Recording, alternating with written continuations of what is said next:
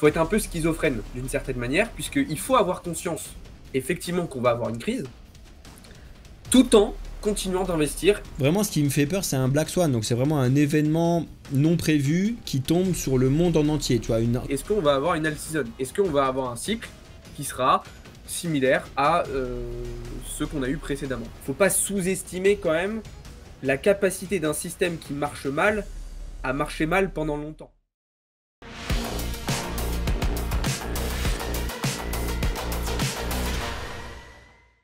Bonsoir à tous les amis, j'espère que vous allez bien. On se retrouve pour un petit live un petit peu particulier ce soir, un format qu'on n'a pas encore vraiment fait, puisqu'on va faire un débat entre nous, donc moi face à Théo, parce que on a des points de vue différents sur certains sujets, on a des points de vue concordants sur d'autres, et du coup on va discuter un petit peu de tout ça.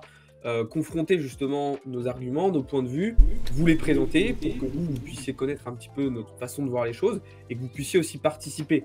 L'idée, c'est qu'on vous fait ce débat en live parce qu'on veut que vous puissiez aussi nous donner votre avis. Évidemment, comme l'a expliqué Théo, il y aura une rediffusion qui sera sur YouTube, mais l'idée, c'est d'échanger de tout ça avec vous. Donc, dans un premier temps, on va se présenter rapidement pour ceux qui ne nous connaissent pas, et après, très rapidement, on va parler dans une première partie du contexte économique actuel, dans une seconde, des évolutions récentes qu'on a eues et des perspectives futures sur le marché. On va aussi parler des différents facteurs d'influence sur le marché, donc que ce soit la macroéconomie, que ce soit la géopolitique. On va après ouvrir un petit peu plus le débat sur nos points de vue. Comme d'habitude, je le répète, mais pour ceux qui nous découvrent, n'hésitez pas à vous abonner et surtout, très important, à nous rejoindre dans le serveur Discord. Pour ceux qui ne me connaissent pas, moi c'est Alexandre, j'ai 24 ans, donc je suis dans l'écosystème crypto et globalement dans le monde de l'investissement et des marchés financiers depuis 2018. Je suis le cofondateur, un des cofondateurs de Bamboufin et aujourd'hui, je suis le responsable de toute la partie trading, investissement principalement. Puisque évidemment, vous savez, quand on est à la tête d'un projet comme celui-ci, on a de multiples casquettes. Moi, ma spécialité, c'est d'analyser les petites courbes, les petites bougies, et aussi tout ce qui va avec, tout ce qu'il y a autour, parce que c'est quand même très important. Moi, donc, Théophile, les amis, vous savez que moi, tout le monde m'appelle en tant qu'expert en économie et en blockchain. Alors, j'aime pas forcément le mot expert, mais en gros, c'est que je suis analyste financier de métier. Je suis en train de passer et de finaliser les derniers points pour être conseiller en investissement financier. Et j'ai un background d'études, donc j'ai fait maths sup, maths spé, plus une école d'ingénieur, où je me suis spécialisé en finance. Je me suis très vite intéressé énormément à l'économie, la macroéconomie, la gestion des crises dans le monde très rapidement pendant mes cours et après, parce que je pensais que c'était hyper important pour comprendre un petit peu comment ça fonctionnait les cycles, et j'ai surtout passé beaucoup de temps à étudier l'histoire de la monnaie parce que c'est selon moi ce qui drive le monde et ce qui a drivé le monde lors des différentes crises, en remontant beaucoup plus loin que juste 14-18, en remontant à l'Empire romain et même encore avant. La gestion de la monnaie, quand elle est mal faite, et c'est le cas actuellement, c'est le bazar et ça donne obligatoirement lieu à un gros conflit. On met table rase et on repart, et c'est ce qui me fait vachement peur actuellement. Et donc je me suis consacré énormément à l'étude de la blockchain, savoir si c'était potentiellement une solution. Si on est là aujourd'hui et que j'ai cofondé avec Alex Bamboufin, c'est bien évidemment parce que selon moi, ce qui est développé derrière l'écosystème crypto, c'est une des solutions qui peuvent être mises en place, et notamment quand on parle de l'économie et de l'aspect monétaire là-dessus, ça se rapproche, même si c'est pas complètement ça, de l'étude de l'économie autrichienne qui n'a jamais été testée pour la simple et bonne raison qu'on n'avait pas encore les outils pour pouvoir le faire. Maintenant qu'on a la blockchain, on a les outils, donc j'aimerais réellement qu'on puisse tester l'économie autrichienne plutôt que le keynésianisme et le monétarisme qu'on a déjà fait pendant très longtemps. Justement, ça permet de faire la transition directement avec la première partie. L'idée, ça va être de faire un petit rappel sur le contexte économique actuel, histoire que tout le monde soit un petit peu dans le bain et comprenne où est-ce qu'on en est aujourd'hui et qu'est-ce qu'on a eu comme changement en termes de conjoncture économique dernièrement. Globalement, ce qu'il faut comprendre, c'est qu'on a été sur une phase de marché et sur une conjoncture économique un petit peu particulière depuis plusieurs mois, voire même plusieurs années, puisqu'on a eu une inflation qui a été particulièrement élevée aux États-Unis et en Europe, et du coup, en réaction à ça, les banques centrales, elles ont tout simplement augmenté leur taux d'intérêt directeur. Jusqu'à récemment, où elles ont commencé à les réduire. Alors, la BCE en Europe dans un premier temps, avant l'été, et la Fed, donc la Banque centrale américaine, un peu plus récemment, au mois de septembre. Pourquoi ils ont fait ça? Parce qu'ils ont considéré tout simplement que l'inflation avait été maîtrisée, elle avait suffisamment ralenti pour justement, à nouveau, repartir sur une politique monétaire moins restrictive. Ça, c'est un truc hyper important à comprendre parce que ça joue évidemment énormément sur la capacité des gens à investir, sur la capacité des entreprises à investir, sur la productivité du travail et donc aussi directement sur l'évolution des marchés financiers. Si on parle plus particulièrement des cryptos, c'est d'ailleurs l'un des éléments qui était nécessaire à la mise en place d'un bull run. Entre autres, il y avait d'autres éléments plus internes, intrinsèques au marché crypto, comme par exemple le halving, dont on parlera plus tard, mais c'était un des éléments principaux. Et ça y est, ça a eu lieu. On a eu un pivot de la Fed. Est-ce qu'il va se prolonger de manière plus ou moins agressive? C'est ce qu'on verra dans les prochaines semaines. Et voilà où est-ce qu'on en est d'un point de vue purement économique. Après, là, je parle vraiment à l'échelle globale. Si on regarde, par exemple, la situation en Europe, elle est totalement différente des États-Unis. Aux États-Unis, on a ce qu'on appelle une sorte de no lending. C'est-à-dire que malgré que les taux d'intérêt ils ont été très élevés, ça n'a pas impacté la croissance américaine. Là où par contre, en Europe, le fait qu'on ait eu des taux très élevés, la croissance, elle va mal. Et on frôle la récession. Alex, on a parlé de la croissance qui se stabilise mais qui est assez faible. Et aussi, Alex a beaucoup parlé de la partie de l'inflation. C'est effectivement un point économique qui est hyper important que tout le monde surveille dans tous les coins parce qu'en fait, pour qu'un pays ait une monnaie, une croissance soit à peu près stable, il faudrait qu'il y ait une inflation qui soit de 2%. C'est ce qui a été dit, on vous l'a répété pas mal de fois. Et c'est en partie, si ce n'est que pour ça, que les banques centrales, que ce soit américaines, européennes, tout ce que vous voulez, elles ont été créées. Normalement, les banques centrales ont été créées avec l'objectif principal de maintenir une inflation dans leur état, dans leur pays, à 2%. Sachez une première chose, c'est que ils n'ont jamais réussi à le faire. C'est-à-dire qu'ils n'ont jamais réussi à le stabiliser. D'accord? Donc une inflation à 2%, on l'a bien évidemment vu. Mais une inflation à 2% stable sur plusieurs années, ça n'est jamais arrivé. Tout simplement parce qu'en fait, quand tu vas donner les clés à quelqu'un, c'est ce qui se passe actuellement, on donne les clés à la Fed, on donne les clés à la BCE, forcément qu'il va se passer de la merde. C'est ce qui se passe à chaque fois parce qu'en fait il va y avoir des événements mondiaux qui sont au-delà des prédictions que n'importe qui peut faire, et quand tu réagis hâtivement à ces événements mondiaux, obligatoirement ça fout la merde. C'est exactement ce qui s'est passé récemment avec le Covid. Alors oui, on est en décalé du Covid et tout, mais la gestion du Covid qu'il y a eu en 2020 a créé ce sursaut d'inflation qu'on a connu pendant les 2 dernières années. Là, ils ont réussi à la rabaisser. Maintenant, ils ont peur qu'elle soit baissée trop. Ils ont peur d'avoir une inflation qui se rapproche des 1%, voire en dessous. Donc en fait, ils n'arrivent pas à faire une gestion propre de l'inflation. La solution, premièrement, qui est proposée par beaucoup d'économistes et par moi-même, c'est de virer les banques centrales. On leur dit, il faut arrêter d'avoir des banques centrales, il faut arrêter d'avoir des gens qui vont décider de ce qui se passe avec la notion de monnaie et donc de l'impression de monnaie. Mais il faut faire attention à ne pas tomber dans du bullshit parce que le taux d'inflation, vous voyez, encore une fois, vous savez que c'est mon métier, les chiffres, ça veut rien dire ce taux d'inflation quand vous le voyez tomber, parce que ce qui est intéressant et ce qui toi va t'intéresser, c'est ce qui va se passer à ton quotidien. Mais sache qu'actuellement on a un taux d'inflation qui explique, c'est où, je sais plus où j'ai vu la France passer tout à l'heure. En France on est redescendu sous les 2%, mais... On est redescendu sous les 2% je crois, ouais. Donc conjoncture économique actuellement, c'est une catastrophe que ce soit sur la France, mais surtout macroéconomique et dans le monde en général. D'accord? On parle beaucoup d'une Europe potentiellement en récession en 2025, alors qu'on en parlait pas pendant très longtemps. Et d'ailleurs, je reviens sur ce que tu disais sur le comportement des banques centrales. Cet après-midi, je regardais la conférence que Charles Gave a fait à Surfin cet été. Et en fait, il a imagé le comportement des banques centrales et j'ai trouvé ça super. En fait, c'est comme si vous étiez sous la douche. Et en fait, vous tournez le curseur, c'est trop froid. Vous le retournez, c'est trop chaud. Vous le retournez encore, c'est trop froid, et ainsi de suite. Et en fait, la banque centrale, c'est exactement ce qu'elle fait. C'est qu'elle passe du trop chaud ou trop froid. Et il n'y a jamais la température parfaite, ce qui équivaut à ce que disait Théo, à un moment où en fait on a une inflation qui se stabilise pendant plusieurs années autour des 2%. Et c'est pas en mettant un coup de trop chaud, un coup de trop froid que les problèmes vont se régler. Aujourd'hui, la plupart des États, ils sont obèses, omniprésents. C'est-à-dire qu'ils interviennent dans tous les secteurs économiques et sociaux d'un pays, ils prennent tout partout, tout le temps, sauf qu'en fait, ça crée une sorte d'étouffement au bout d'un moment. Et ça, c'est pas un système qui est viable. C'est justement aussi pourquoi on apprécie particulièrement Bitcoin.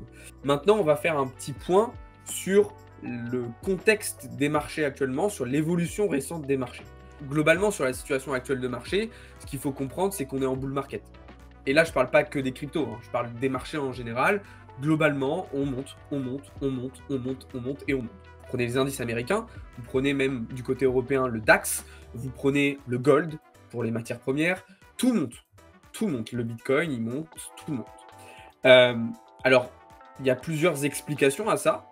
Les marchés se sont appuyés ces derniers mois et ces dernières années sur différentes raisons pour performer autant. Mais il faut bien comprendre que ces très belles performances, qui font évidemment du bien à nos portefeuilles, elles sont à nuancer quand même.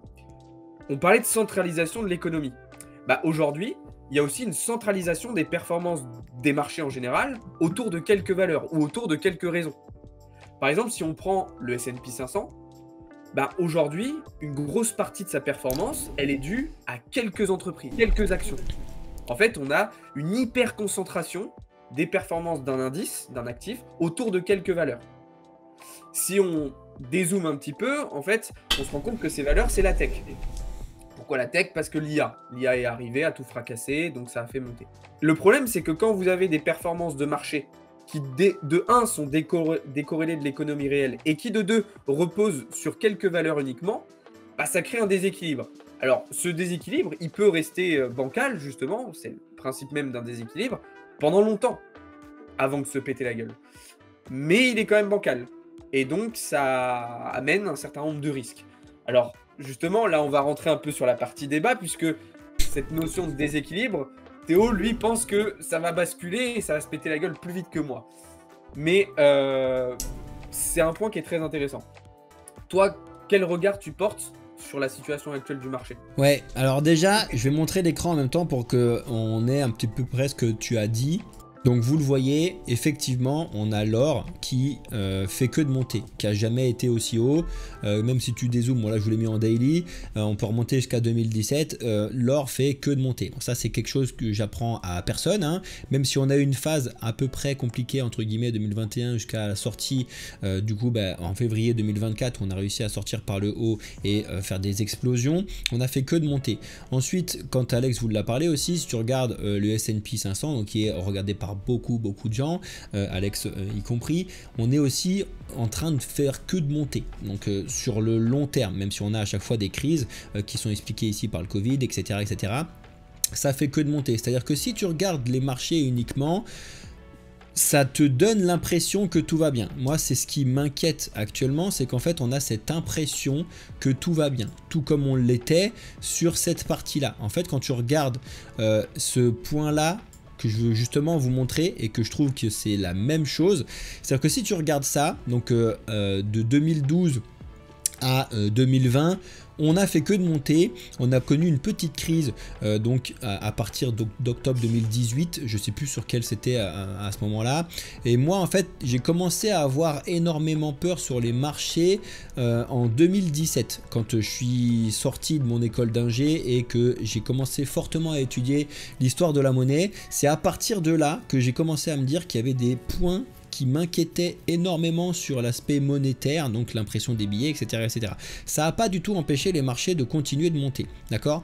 Ensuite, on a eu donc ces marchés qui étaient super beaux et d'un coup, paf! Black Swan, mais un vrai Black Swan, donc le Black Swan du Covid, qui est selon moi une très jolie trouvaille du monde qu'on a trouvé plus ou moins sans faire donc sans tomber dans les bêtises de complotage et tout ce que tu veux, mais en fait c'est arrivé à un moment qui était vraiment un plus haut de partout, tout allait à peu près bien et ça a remis pas mal de pendules à l'heure. C'est quand même quelque chose qui arrive jamais hein, sur le S&P 500 en quelques temps de perdre 34% 34%, c'est une hécatombe totale, comme c'était pas arrivé depuis, pas envie de dire jamais, mais depuis un long temps. Donc tu regardes, là, si tu prends une photo mentale de ce qui s'est passé à ce moment-là, on monte, paf, on a une giga crise qui a remis toutes les pendules à l'heure, on a pu repartir. On est remonté, on est remonté, on est remonté. Et là, tu regardes ce qu'on a actuellement par rapport à la photo mentale que je t'ai montée tout à l'heure, donc qui était ici. On a eu cette petite baisse donc avant, qui était selon moi donc le truc qui ressemble à 2018. C'est ce qu'on a connu en 2022. Et là, on est sur un giga plus haut qui est donc, selon moi, un rappel de ce qu'on a actuellement. Et en fait, moi, ce point qu'on a actuellement, il est beaucoup trop beau pour être vrai par rapport donc aux études que j'ai fait et au marché que j'ai regardé. Parce que si tu regardes purement le graphique, comme Alex vous l'a dit, tu as l'impression que c'est génial, tout va bien, je vais bien, tout va bien. Mais quand tu regardes macroéconomiquement parlant ce qui se passe dans le monde actuellement, les gens qui se tapent tous dessus dans tous les coins du monde, partout, hein, il n'y a que, comme d'habitude, la partie des États-Unis où ils se tapent pas dessus parce qu'en fait, ils ont été achetés, tout le haut a été acheté, hein, c'est les États-Unis, puis tout le bas, il y a juste une petite frontière et puis l'autre il veut foutre son mur et il se passe pas grand chose. Ça va à peu près. Dans le reste donc des continents où ils arrivent encore à être en relation avec du terrestre, là, c'est un bazar total. C'est un bordel. Mais partout, hein, on l'a vu avec, en Ukraine avec la Russie, on l'a vu en Israël, on le voit beaucoup, même si on n'en parle pas du tout, en Afrique c'est une catastrophe dans tous les coins. Ça c'est des points que je surveille depuis très longtemps et quand ils arrivent, ça fait hop, un petit conflit, hop, un petit conflit, hop, un petit conflit, et tu as plein de petits conflits qui vont créer, selon moi, un giga bordel qui risque de tomber, qui nous fait un Black Swan, et ça m'étonnerait pas de voir selon moi très proche, parce qu'en fait plus on a cette hausse et plus cette baisse peut arriver, et ça ferait mal de voir le S&P 500 faire la même chose qu'on a connu, à moins 35%, et retomber donc sur les plus bas de 2022. Si on a ce point là, ce serait l'hécatombe sur les marchés financiers et beaucoup sur ce qui nous touche nous aussi, sur les cryptos. Donc en fait, quand on regarde là où on est quand même d'accord avec Alex, c'est que si tu regardes le moyen long terme, les cryptos, il y a vraiment zéro problème. L'investissement qu'on fait dessus, que nous on fait et que vous aussi vous faites, c'est un avenir technologique, tout ce que vous voulez, etc. C'est génial. On va aller très très loin. Par contre, quand tu regardes le court terme,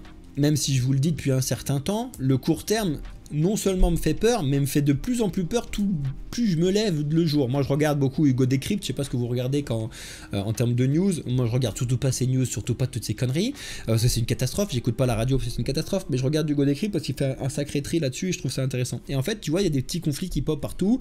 À côté de ça tu as une gestion de la monnaie qui est catastrophique. À côté de ça c'est le moment où tout le monde pense qu'on reva bien de nouveau. C'est ce que je vous disais tout à l'heure, c'est qu'en fait l'inflation revient à 2%, les banques centrales sont en train de souffler, c'est-à-dire c'est bon, on a fait du bon travail, tout va bien. Et en général, du moins l'histoire nous a parlé que c'est quand tout va bien que ça pète grave. Donc, selon moi, il va y avoir une grosse crise qui va remettre les pendules à l'heure parce qu'on en a réellement besoin. Ça peut faire extrêmement mal. Ce serait bien que ça se passe plutôt comme le Covid où il n'y a pas trop de catastrophes entre guillemets. Ce serait bien aussi que ça se passe comme 2008 où il n'y a pas trop de catastrophes entre guillemets. Ce serait vraiment pas bien que ça se passe comme 14-18 ou comme 39-45. Ça serait vraiment pas bien. Mais c'est des points qui m'inquiètent énormément par rapport à ce que je vous ai montré tout à l'heure.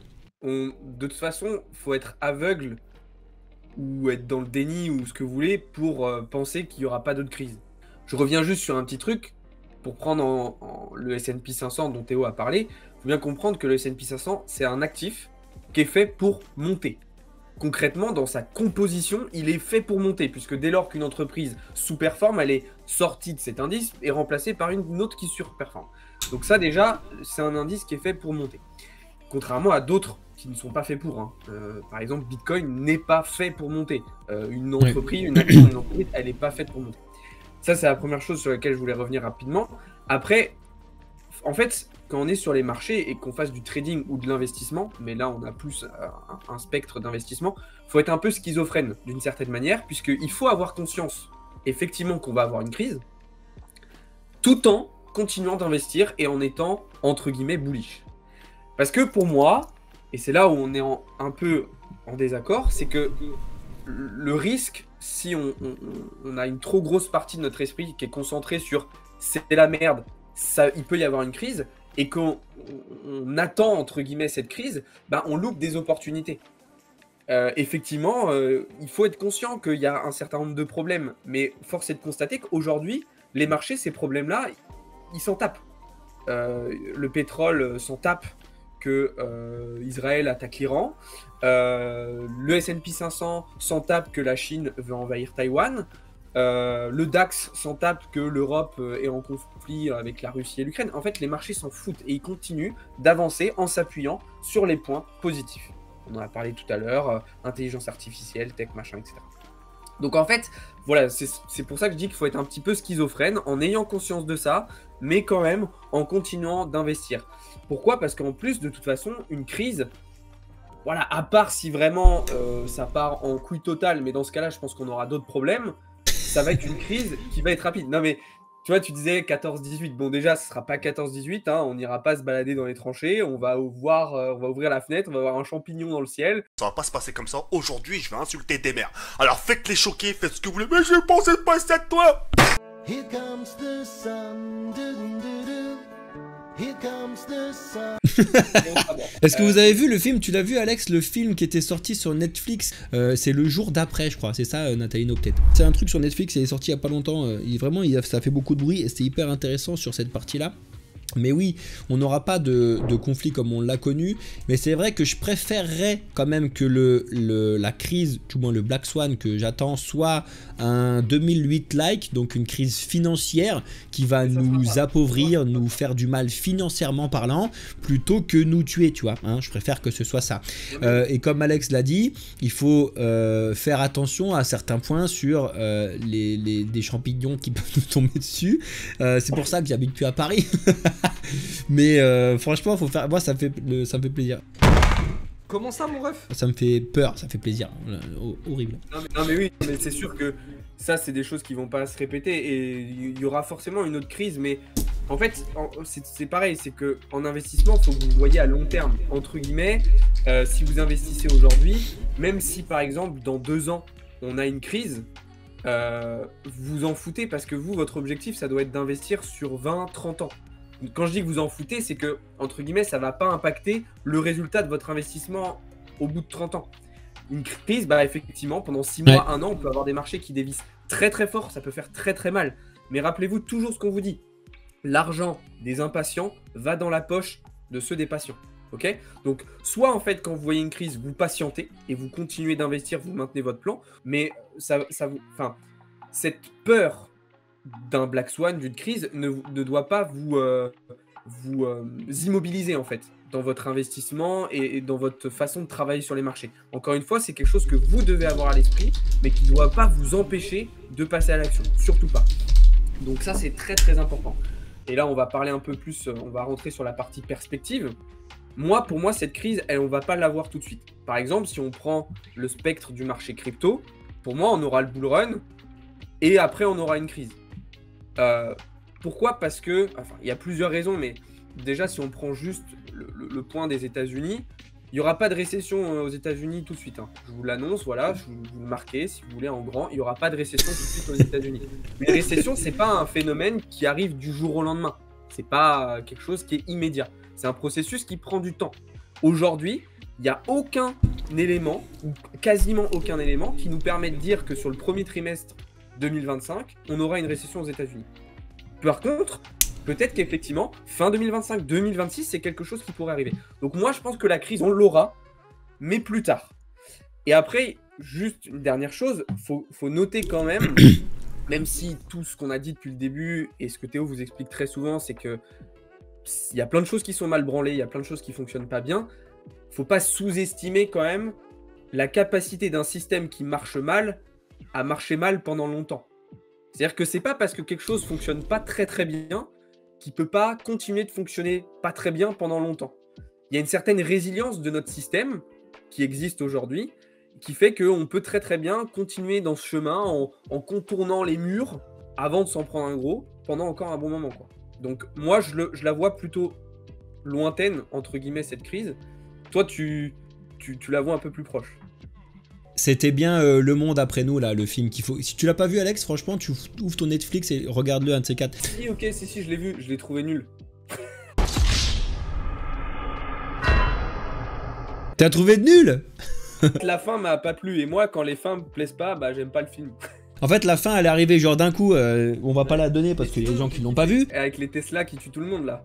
Down, maybe they know something.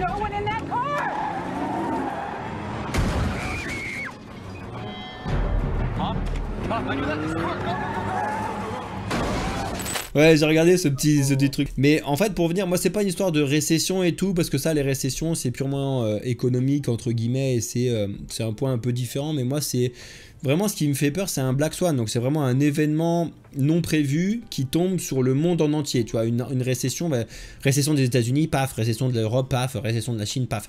Covid, c'est tout le monde d'un coup. Voilà, tout le monde, vous restez chez vous, vous la fermez, vous restez chez vous. 2008, c'était une banque aux États-Unis qui a pété, qui a fait tomber les dominos de tout le monde entier. Tu vois, là, il y a quand même quelque chose qui est très important qui va se passer dans quelques jours. C'est les élections américaines. À savoir que Donald Trump l'a déjà fait dans le passé, et c'est-à-dire que lui, quand il y a sa maison qui flambe, il va se trouver un coin de la maison et dire regardez, je me fais un super steak dans la maison, tout va bien, c'est génial. Alors qu'autour de lui, c'est la merde totale. Il l'a déjà fait à sa première élection. Il l'a déjà fait, il peut quand même le refaire, et donc on peut créer, et en fait, si potentiellement c'est Trump, on peut repousser ce Black Swan, du moins ce parti-là de Black Swan, hein. Mais une guerre, il pourra malheureusement pas y faire grand-chose, même si lui, il veut arriver et être le gestionnaire de paix et dire, voilà, la Russie a gagné sur l'Ukraine, faites la paix, fermez-la, tout va bien, et il va dire, c'est bon, je vous ai amené la paix, l'Ukraine a perdu, mais j'ai amené la paix. Il veut faire un peu cette partie-là et jouer son petit truc là-dessus. Alors que Harris, c'est complètement différent, sa gestion du truc, comme on l'a vu avec Joe Biden.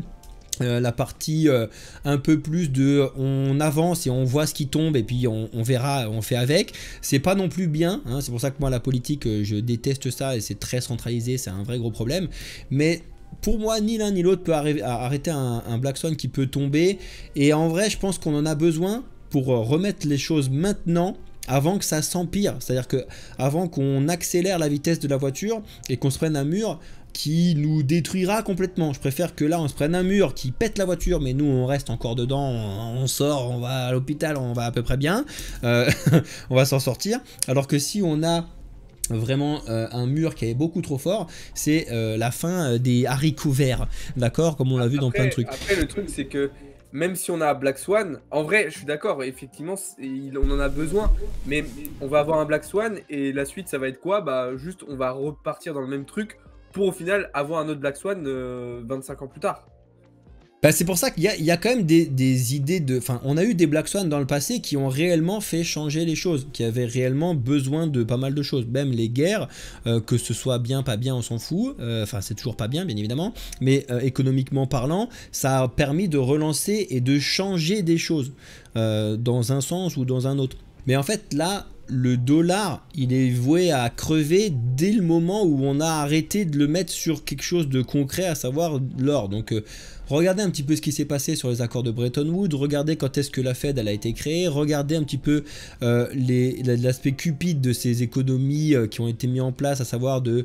je vais vous dire un truc qui est très simple. On a mis en place l'or avec le dollar pour imprimer, parce qu'en fait effectivement l'or ça devenait un petit peu chiant comme on l'a connu pendant longtemps, à se déplacer, à se démultiplier, etc. Donc l'idée était pas mauvaise à la base, de foutre des bouts de papier qui valent rien adossés sur l'or et dire ce bout de papier vaut des trucs à tout le monde et que ça se répande devant tout le monde et que ce soit génial. L'idée elle est pas complètement débile tant que c'est adossé à quelque chose. L'or, on le sait, et c'est un fait, on peut pas en extraire plus de 3% mondialement, peu importe la thune que tu mets dans l'extraction. Sauf que dans les années 70, les mecs ils se sont dit, tiens, on pourrait pas se faire un peu plus de thunes là, parce qu'en vrai c'est bien, mais 3% c'est nul. Moi je veux gagner plus de thunes, nous on est des gros cons, on va réussir à récupérer la thune de tout le monde comme on sait le faire, go on l'enlève de ce truc là, puis on en imprime à mort, et en fait on va faire croire à tout le monde que c'est une bonne nouvelle parce qu'on va en imprimer plein et qu'ils vont en avoir plein, mais en fait c'est nous, on est bon, on va les récupérer et on va s'en mettre plein les poches. Donc ils ont décorrélé l'or et le dollar, et à partir de ce moment là, quand tu étudies l'histoire de la monnaie, l'or, le dollar est devenu une monnaie faible parce qu'on l'imprime n'importe quand, à n'importe où et n'importe comment, et du coup quand on a une monnaie faible qui s'affaiblit de plus en plus, ce qui est le cas, les dettes, les conneries qu'on fait de partout, tous les empires, les états qui ont eu quelque chose de stable qui s'est déstabilisé, a pété, et ça tu peux remonter sur quelque chose donc très connu, l'Empire romain. Quand on vous l'apprend en cours, l'Empire romain a pété petit à petit à cause de tel truc qui a fait n'importe quoi avec sa gestion de ses enfants et tout. Non, c'est pas vrai. L'Empire romain, il est tombé pour la seule et unique raison qu'il y a un des empereurs à l'époque qui s'est dit tiens, nos pièces d'or là, elles sont de 90% en or et 10% en bronze. C'est pas exactement ça les chiffres, allez regarder si vous voulez. Go, on met moins d'or, on met plus de bronze pour la même pièce. On pourra en faire plus, on va avoir plus de thunes, c'est génial. Il a pris cette décision, ça a flingué l'Empire romain. Automatiquement, parce que du coup ces pièces-là avaient plus du coup cette valeur, ça a fait un gap entre donc les riches et les pauvres, et ça a fait péter le pays, et ça a tout pété. Donc c'est le plus gros connu qu'on avait actuellement dans l'histoire, et ça se répète actuellement, donc on sait de base que le dollar est mort. Alors est-ce qu'il est mort en 2025? Non, hein, parce que c'est trop gros, ça ne peut pas baisser aussi vite, mais il est mort à l'avenir.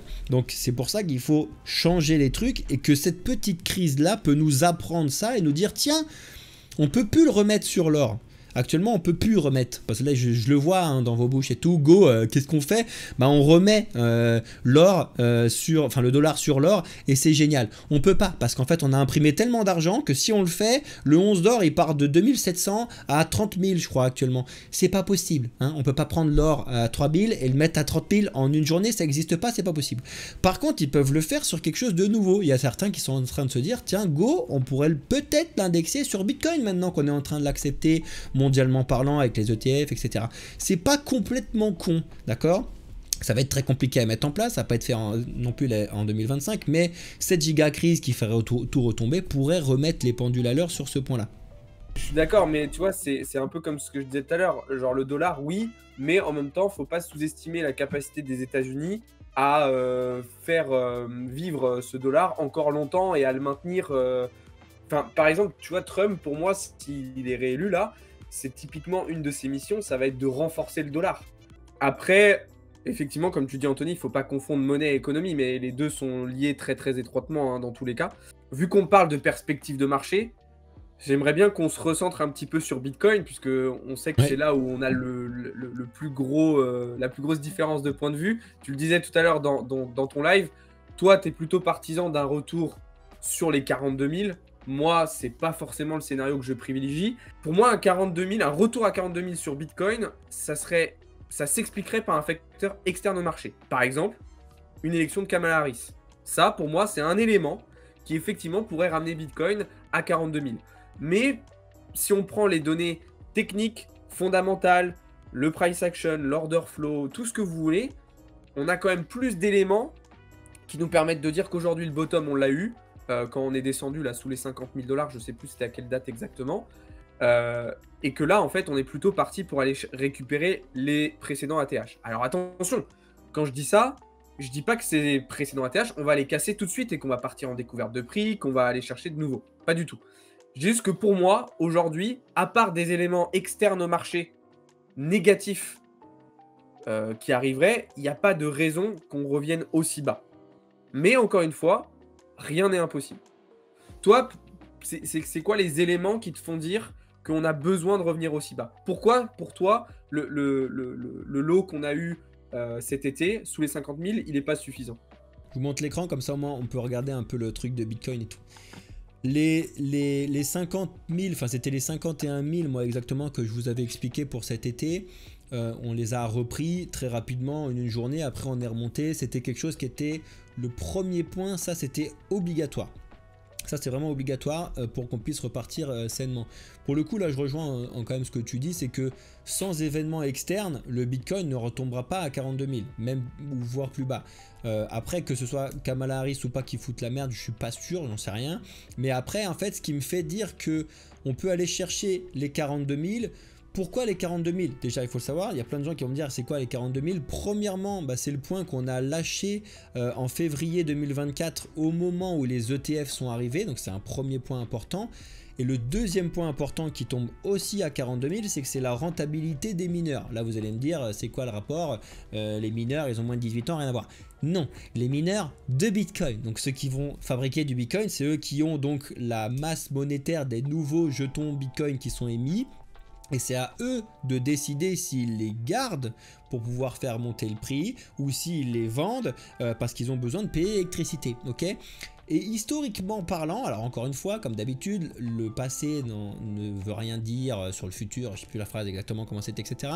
À chaque fois qu'on a eu donc les cycles précédents, que ce soit 2014, 2020, 2017, 2021, la crise qu'il y a eu, parce qu'il y a toujours eu une crise, est revenu chercher en dessous de la rentabilité des mineurs, même très peu, on l'a toujours refait. Alors ça ne veut pas dire qu'on va le refaire, mais du coup ça fait partie des choses qui me font croire qu'on a besoin par rapport à ce qu'on a fait, et pour plusieurs raisons, d'aller rechercher en dessous de ces 42 000. Après, je vous ai toujours mis aussi la partie donc des 27 000 qui est là pour le coup. L'autre point, c'est l'annonce des ETF Bitcoin Spot qui est arrivé en octobre, qui a relancé premièrement Bitcoin, toutes les cryptos qui ont fait un joli x10 sur cette partie-là, et beaucoup la partie de Solana. Pour répéter ce que je vous ai dit tout à l'heure en live pour ceux qui étaient là, c'est pas parce que je pense que ça va tomber, que ceux qui sont déjà sur Bitcoin et sur les trucs, vous devez vendre maintenant. Vous êtes déjà dessus, on a tous compris que c'était l'avenir long terme, restez dessus. Au contraire, si ça baisse, rechargez. Mais ne vendez surtout pas maintenant. La question, elle se pose plutôt pour ceux qui ne sont pas encore rentrés. Là, il y a 2 points, et c'est là où en fait on est un peu, entre guillemets, divergent avec Alex, c'est que Alex, il explique, rentrez maintenant. Parce que c'est un bon point, on devrait aller chercher des plus hauts, les marchés sont bien, etc. Let's go. Alex va vous le dire tout à l'heure. Moi, je suis un peu mitigé dans le sens où si vous rentrez avec 100% de votre force maintenant, il faut que vous soyez largement préparé à une potentialité de voir un 80% sur votre portefeuille se passer. Ça, c'est un point qu'il faut que ceux qui rentrent maintenant avec la totalité de leur portefeuille puissent voir. Si vous n'êtes pas capable, c'est-à-dire que là, vous devez vous poser la question, vous dire tiens, je mets 10 000, est-ce que je suis capable de voir dans mon portefeuille plus que 2 000 avant de pouvoir remonter ? Tant mieux, ça le fait.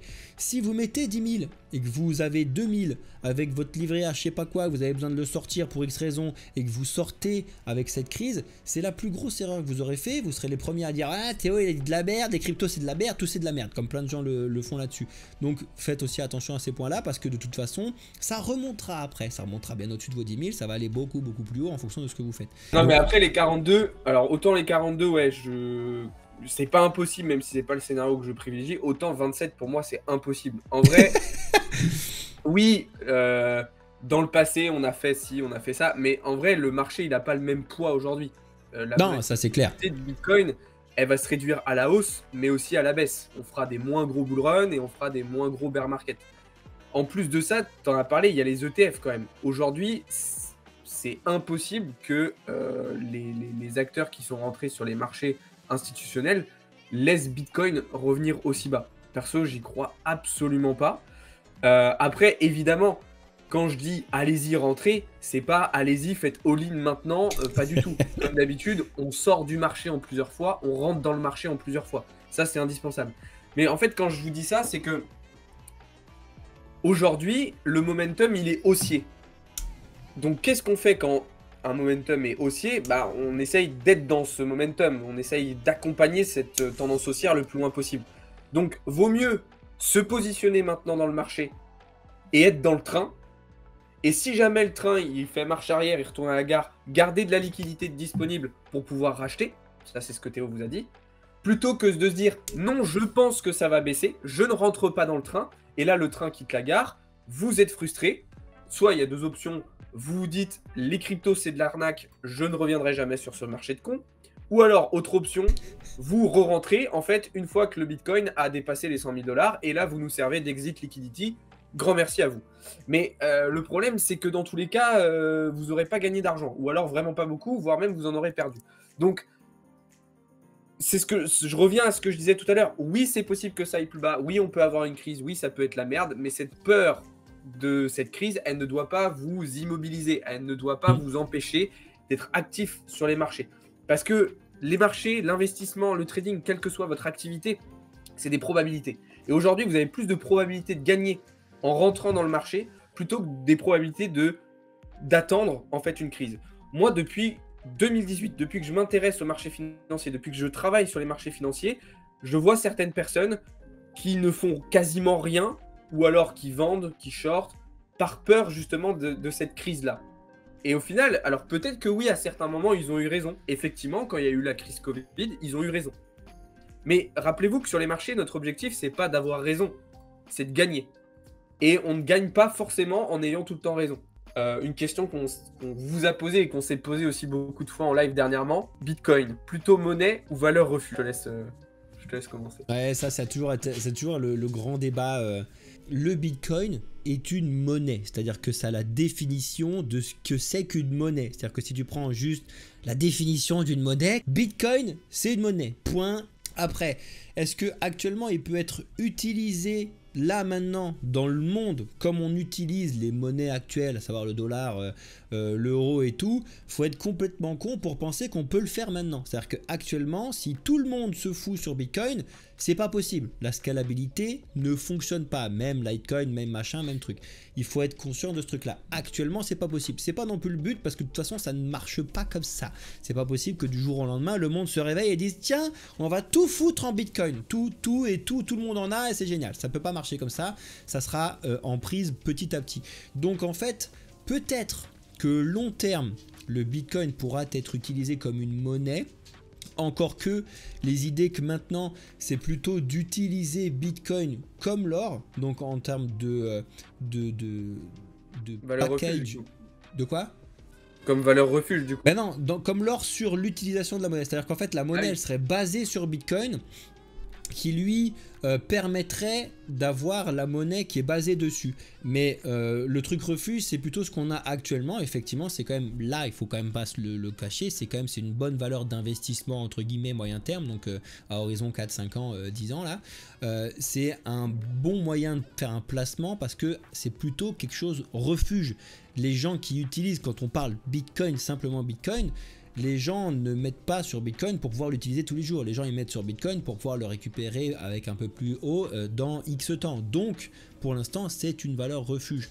Après potentiellement une monnaie ou alors la base de la monnaie comme l'a été l'or. Qu'est-ce que tu en penses Alex sur refuge ou En vrai, c'est une question qui est hyper intéressante, mais je suis un peu mitigé. Et j'ai vu justement récemment un article sur le Salvador, où, du coup, vous savez, qui ont définitivement adopté Bitcoin. Et en fait, de ce que j'ai lu, alors il faudrait vérifier parce que je suis pas sûr à 100%, mais c'est qu'en fait, les gens n'utilisent pas tant que ça Bitcoin au quotidien, en fait, comme monnaie. Et à l'échelle mondiale, franchement, je sais pas. Je sais pas si... Parce qu'en fait, si Bitcoin devient réellement une monnaie mondiale, ça veut dire qu'il doit être stable. Une monnaie, par définition, elle peut pas être ultra volatile. Donc, je sais pas parce que... Mais avant d'être stable, il doit être autre chose, Bitcoin. Ah, stable, c'est après. En fait, c'est pour ça qu'il y a quelqu'un dans le chat qui disait une monnaie en devenir. C'est que effectivement, je pense que Bitcoin, il est dans son processus d'évolution. Et aujourd'hui, il n'est pas une monnaie... Enfin, il peut pas être une monnaie mondiale. Il peut pas être un moyen de paiement mondial aujourd'hui. Il a la capacité de l'être plus tard. Mais avant ça, pour moi, il doit passer d'autres steps. Donc je pense qu'aujourd'hui, c'est une valeur d'investissement. Et j'ai envie de dire, c'est même pas encore, je pense, une valeur refuge Bitcoin. Parce qu'on a vu quand même que quand, par exemple, il y a eu les attentats du 7 octobre, l'année dernière, Bitcoin, il n'a pas monté. Hein. Bitcoin, il n'est pas monté. Il est parti vers la cave. Et ça, c'est problématique. Mais ton exemple du Salvador, il est incroyable parce qu'en fait, effectivement, ce que tu as vu, c'est un réel truc. Et puis, il y a, comment il s'appelle? Je sais pas si il pourrait regarder nos vidéos. C'est Roxy de la chaîne Découvre Bitcoin que vous pouvez aller voir, qui est très intéressant. Si jamais vous y allez, mettez un petit hashtag Bamboufine chez lui qui vienne voir un peu ce qu'on fait, etc. Mais lui, il est allé avec ses équipes sur place pour voir comment ça fonctionne. Ouais. Le problème, il est même pas sur la stabilité de Bitcoin. Le problème, il est pas sur l'adoption de Bitcoin. Le problème, il est exactement, et j'ai pas envie de dire ça parce que ça, mais il est exactement ce pourquoi on a créé Bamboufine. Le problème, il est que personne comprend Bitcoin. La première chose pour que Bitcoin puisse s'adopter, puisse devenir une monnaie, puisse machin truc et tout, les gens doivent le comprendre. Et c'est pas parce que vous avez du Bitcoin que vous avez compris Bitcoin. D'accord? Je vous explique ça très très bien. C'est pour ça que notre slogan, c'est le meilleur du monde. Apprenez aujourd'hui, investissez demain. Parce que des gens font l'opposé total, obligatoirement actuellement. Mais même en général dans la vie, vous allez d'abord faire un investissement, peu importe où, hein, action, voiture, montre, tout ce que vous voulez. Et après, vous allez vous poser la question, est-ce que c'est bien ce que j'ai fait? Je vais regarder un petit peu mon truc. Des fois, vous avez de la chance, ça fonctionne bien. Souvent, vous vous trompez. Prenez le truc dans l'autre sens. Apprenez et après investissez. Le problème qu'il y a au Salvador, c'est que niveau éducation de base, il n'y a personne. Premièrement. Donc éducation financière, il y a encore moins de monde. Donc éducation Bitcoin, là, il n'y a plus personne du tout. Donc c'est pour ça que Roxy il y est allé un peu sur place pour expliquer comment ça fonctionne. T'as beau avoir un pays qui a adopté Bitcoin et dire c'est génial et tout, mais si t'es pas capable d'expliquer à ton pays comment l'utiliser, certes, mais ce que c'est concrètement que Bitcoin, simplement, hein, c'est vraiment pas compliqué Bitcoin en plus, hein, quand vous regardez rapidement la blockchain et Bitcoin, franchement tu me laisses 15 minutes avec n'importe qui dans le monde tout le temps, il a compris ce que c'était. Mais il faut comprendre avant que ça puisse être quelque chose d'intéressant, que ce soit valeur refuge, monnaie, tout ce que vous voulez. Donc le principal truc, apprenez et après faites vos investissements. C'est pas pour rien qu'on a créé Bamboufin, c'est pas pour rien qu'on vous dit d'aller regarder un petit peu les parts de société qu'on vous laisse sur Cryptown et que c'est un investissement qui est juste exceptionnel. C'est parce que l'investissement dans la partie éducative, que ce soit crypto ou surtout finance, c'est obligatoire. Il y a un réel besoin pour que ça puisse se passer, qu'il y ait crise, qu'il n'y ait pas crise, etc. La meilleure des choses que vous puissiez faire, c'est faire de l'investissement sur votre éducation et sur le truc. C'est pour ça qu'on a créé Bamboufin, c'est pour ça qu'on ne le lâchera jamais avec Alex, c'est pour ça qu'on a des convictions qui sont exceptionnelles sur ce projet et qu'on a fait beaucoup de développement dans l'écosystème crypto dans tous les coins. Mais il faut d'abord passer du temps sur comprendre et après on investit. Ouais. Après, comme ça a été dit dans le chat, là j'ai vu des messages passer, de toute façon, c'est sûr que Bitcoin est encore extrêmement jeune. Enfin, c'est une invention qui est minuscule à l'échelle de l'humanité forcément, mais je veux dire, même au regard d'autres inventions plus récentes comme Internet, c'est encore plus récent, c'est encore plus proche de nous. Donc c'est sûr que si on compare ça à l'or ou même le dollar, effectivement, on est à des années-lumière, on est bien d'accord là-dessus. Donc il faut laisser aussi le temps faire les choses. On va passer sur une autre thématique, toujours liée au marché crypto. Est-ce qu'on va avoir une alt season? Est-ce qu'on va avoir un cycle qui sera similaire à ceux qu'on a eu précédemment? Alors, je vais juste commencer avec un premier truc. C'est que non, ça ne sera pas la même chose que d'habitude. Ça, c'est sûr et certain. Déjà, premièrement, il y a un truc simple. C'est une base en économie, une base dans le monde, dans tout ce que vous voulez, c'est l'offre et la demande. Si vous comparez au précédent cycle, il y avait une offre de projet face à qui était très faible, entre guillemets, qui était relativement faible, face à une grosse demande. Donc en fait, qu'est-ce qui se passait? L'argent ruisselait de Bitcoin sur Ether puis vers les alts, et donc tous les alts pétaient. Et donc on avait une fameuse alt season. Aujourd'hui, on n'est plus exactement dans la même situation. C'est-à-dire qu'on a énormément de projets qui existent, certains très intéressants, d'autres un peu moins. Et en face, on ne va plus avoir une demande qui va être aussi supérieure qu'avant. Donc, l'alt season va être beaucoup plus sélective. C'est-à-dire que tous les projets, tous les alts ne vont pas péter. Alors, ils vont forcément tous plus ou moins se valoriser un petit peu. Mais c'est-à-dire qu'on n'aura pas, sur tous les altcoins, des performances sensationnelles comme on avait eu par exemple au dernier cycle en 2021. Il faudra être beaucoup plus sélectif. Maintenant, moi je pense que dans tous les cas il y aura une alt season parce que c'est un cycle naturel de marché, donc ça viendra, mais elle sera selon moi différente. Toi t'en penses quoi et quel regard tu portes sur cette question-là? Ça va être très simple, très clair, de toute façon il faut qu'on aille sur les autres points aussi derrière, mais tu as résumé le truc et là on est entièrement d'accord. Ce sera pas pareil, mais il y en aura. Point. C'est juste ça. Ça sera pas la même chose. Mais il va y avoir une alt season, c'est obligatoire. Voilà, c'est très simple. Simple, efficace. Donc oui, c'est une question que vous posez beaucoup, il y en aura une. Mais attention, encore une fois, c'est pas facile.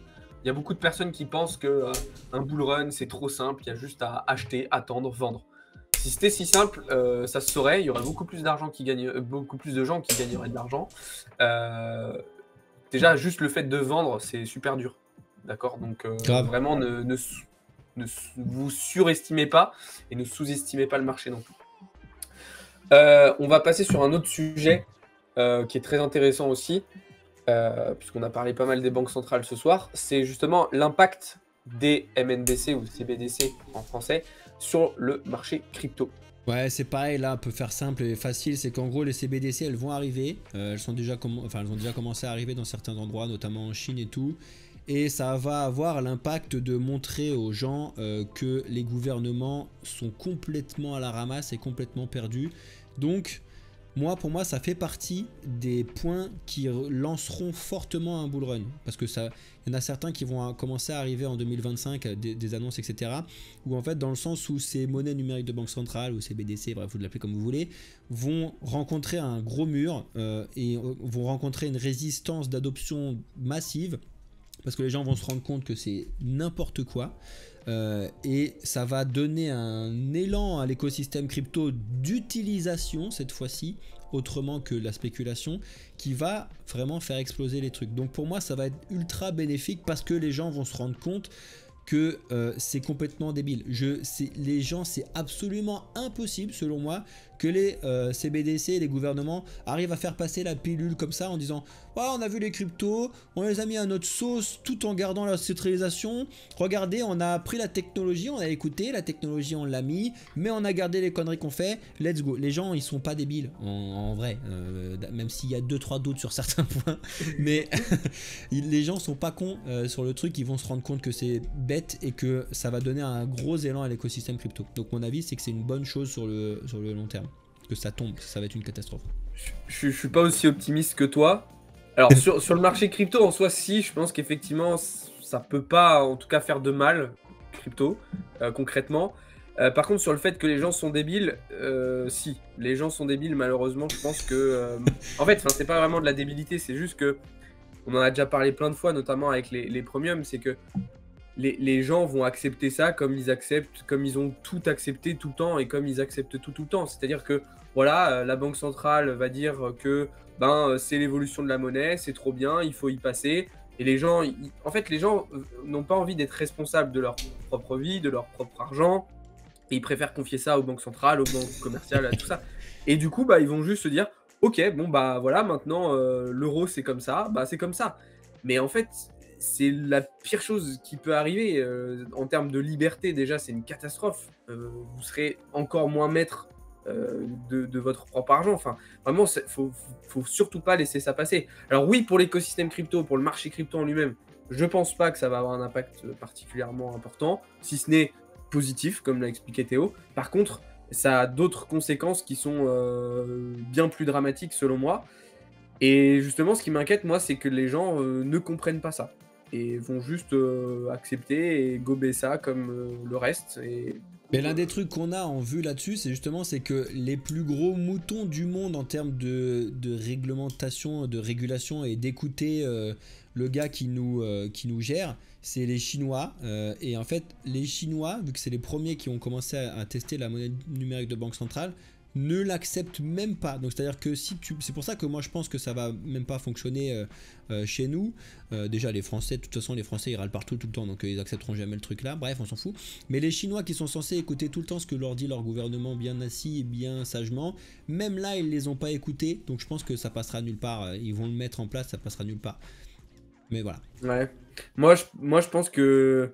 Parce que tu dis les Français râlent, mais les Français ils râlent, et puis quand vient l'heure des vacances, ils partent en vacances, ils arrêtent de râler, et après, du coup, pendant les vacances, le truc il est passé quoi. Et quand mais d'ici là, Bamboufine, ce sera une licorne, ils auront tous compris qu'il faut s'étudier à ce truc là, tout le monde l'aura compris, tout le monde aura suivi, et du coup ça va le faire.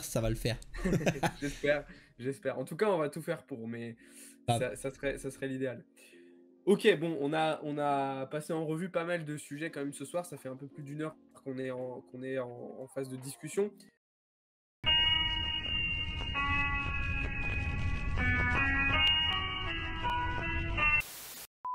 Vous l'entendez Alex ou pas? Parce que moi je l'entends plus. C'est toi qui as éteint ton micro Alex, parce que moi j'ai rien changé. Non, t'entends pas. Le monteur va péter un câble. Je lui ai filé un rush d'1h20. Bon, on t'entend toujours pas, Alex, mais c'est pas grave. Bon, comme ça, au bout, de toute façon, on est arrivé sur la fin, heureusement. J'y vais du coup. Salut, Alex, ciao. Oh purée, la fin de live catastrophique. Bon, bref, donc je vais faire la petite outro rapidement, même si on l'a déjà fait tout à l'heure et tout. Mais en vrai, merci pour tous ceux qui ont suivi ce petit débat. En tout cas, il est un peu tard, on a fait un super live débat et merci en tout cas à toutes et à tous, merci à Alex qui nous entend peut-être plus ou qui est revenu sur le live ou je sais pas quoi. En tout cas c'était exceptionnel, vous l'avez bien compris que l'idée c'était pas de faire un débat et de se marcher dessus, vous avez compris qu'on était complètement d'accord en fait avec Alex sur beaucoup de points, c'était juste sur la partie crise et tout, il n'y a pas d'animosité, vous l'avez bien compris, au contraire. Donc on va regarder ce que l'avenir nous concote un petit peu sur la partie Bitcoin.